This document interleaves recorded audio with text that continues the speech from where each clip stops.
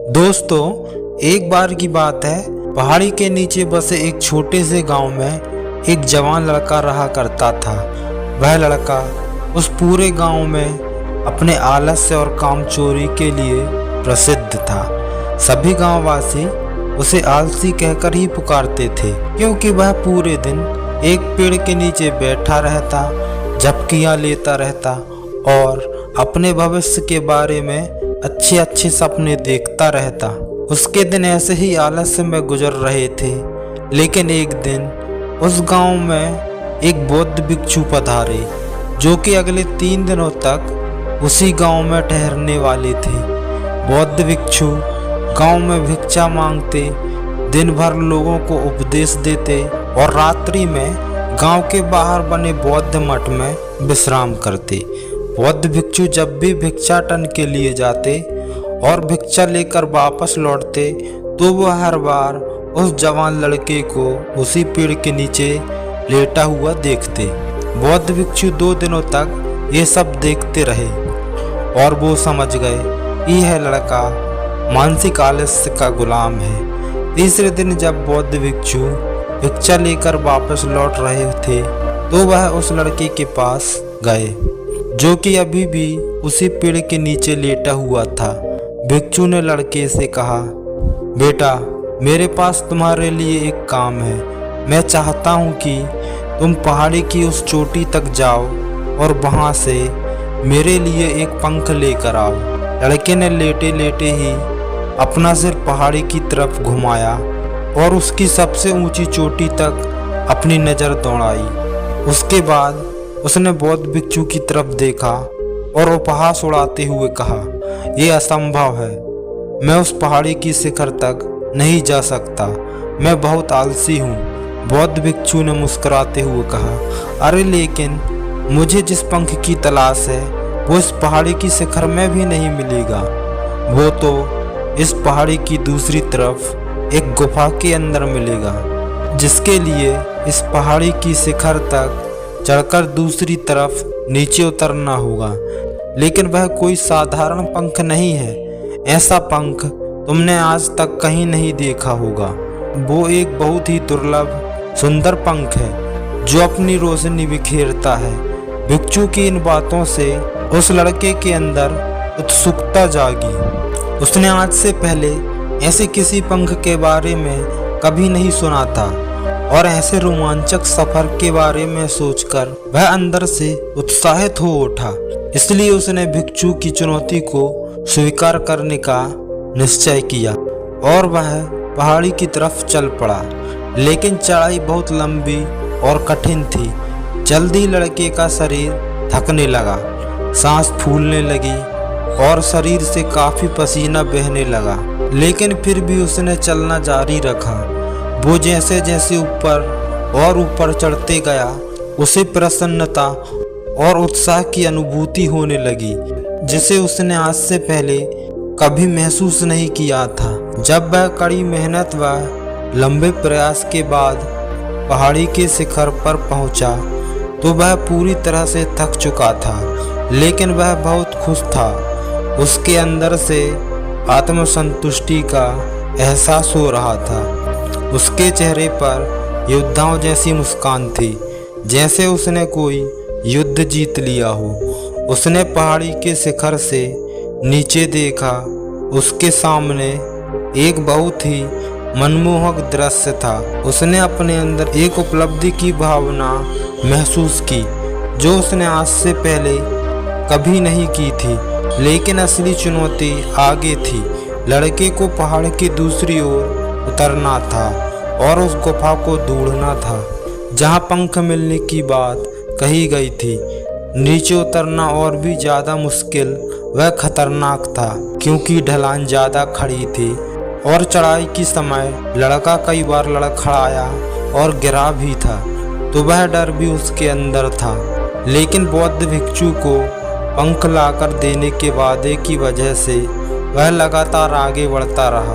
काफ़ी खोज मशक्क़त और कड़ी मेहनत के बाद जब वह अंत में गुफा तक पहुंचा, तो उसने देखा कि पंख वहीं पड़ा हुआ था। जो गुफा के प्रवेश द्वार से छनकर आ रही रोशनी में चमक रहा था। उसने पंख उठाया, लेकिन उसकी सुंदरता को देखकर अचंभित रह गया। वह काफी देर तक पंख को ही घूरता रहा, लेकिन फिर उसे अचानक याद आया कि अभी तो उसे वापस भी जाना है। उसने खुद की तरफ देखा, वह पूरी तरह से थक चुका था। वह चिंतित हो गया कि वह पहाड़ पर कैसे चढ़ेगा और बौद्ध भिक्षु तक पंख कैसे पहुंचाएगा। एक पल के लिए उसने हार मानने के लिए सोचा, लेकिन फिर उसे वह उपलब्धि और गर्व की भावना याद आ गई जो उसने पहाड़ी की शिखर पर पहुंचने पर महसूस की थी।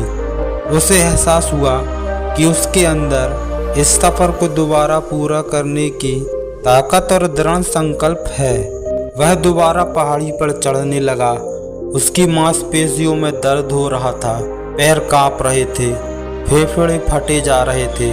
वह कई बार लड़खड़ा कर गिर भी पड़ा, लेकिन उसने हार नहीं मानी।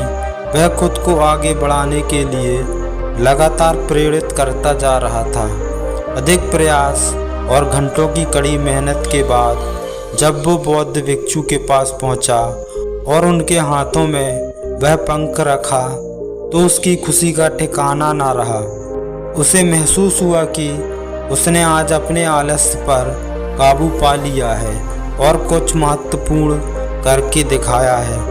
उसके चेहरे पर इतनी खुशी और संतुष्टि का भाव देखकर बौद्ध भिक्षु मुस्कुराए और बोले, बहुत बढ़िया मेरे बच्चे, आज तुमने जीवन का एक बहुत ही बढ़िया सबक सीखा है कि आलस्य कोई ऐसी चीज नहीं है जिसे स्वीकार कर लिया जाए या सहन किया जाए। आलस्य एक चुनौती है जिसे दूर करना होगा।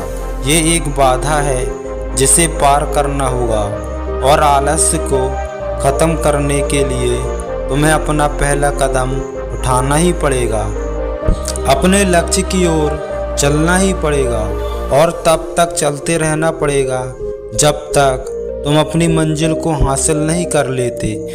लड़के ने भिक्षु की शब्दों की गहराई और उनके महत्व को समझते हुए हाँ में अपना सिर हिला दिया।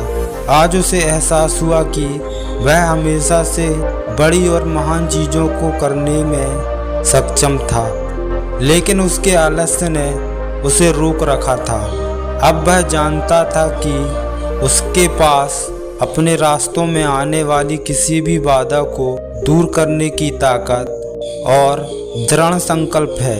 इसके बाद बौद्ध भिक्षु ने उस लड़के को आशीर्वाद दिया और उस गांव से चले गए। इस कहानी से सीखने वाली बात यह है, जब हम असंभव लगने पर भी अपने लक्ष्य को प्राप्त करने के लिए खुद को आगे बढ़ाते हैं, तब हम अपने अंदर एक ऐसी ताकत और दृढ़ संकल्प की खोज करते हैं जिसके बारे में पहले कभी नहीं जानते थे। आलस्य पर काबू पाने के लिए हमें खुद को चुनौती देनी चाहिए और बड़े लक्ष्य बनाना चाहिए। फिर चाहे वो लक्ष्य कितने भी मुश्किल क्यों ना हो, हमें लगातार खुद को अपनी शारीरिक और मानसिक सीमाओं से परे ढकेलते रहना चाहिए और असफलताओं व बाधाओं का सामना करने पर भी अंदर से मजबूत बने रहना चाहिए। हमें अपने लिए एक नियम बनाकर और उस पर टिके रहकर अपने दैनिक आदतों और दिनचर्याओं में अनुशासन और निरंतरता भी विकसित करनी चाहिए। हम कुछ ऐसी अच्छी आदतें बना सकते हैं जो हमें मन ना लगने पर भी ध्यान केंद्रित करने और क्रियाशील बने रहने में मदद करती है। एक और महत्वपूर्ण बात, आलस्य पर काबू पाना मतलब विकास की मानसिकता विकास करना है। इसका मतलब चुनौतियों और असफलताओं को विकास और सीखने के अवसरों में देखना, ना कि हार मानने के कारणों के रूप में। विकास की मानसिकता को अपनाकर हम असफलता के बारे में अपनी सोच को नया रूप दे सकते हैं और इसका अपने सुधार व सीखने के लिए उपयोग कर सकते हैं। और अंत में हमें अपने आलस्य पर काबू पाने के लिए अपने आराम को छोड़कर जीवन की चुनौतियों और अफसरों को स्वीकार करना ही पड़ेगा।